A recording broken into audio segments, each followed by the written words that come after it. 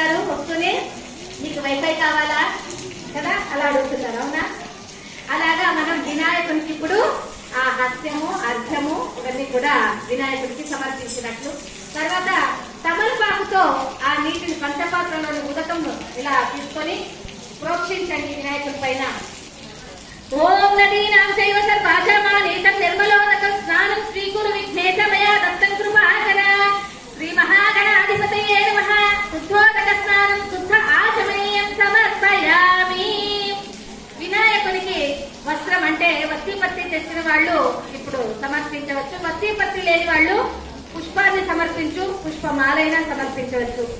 ఓం కుందేందు శంఖధవల మౌక్తి కాజాల రంజితం వస్త్రయుగ్మం ప్రయచ్చ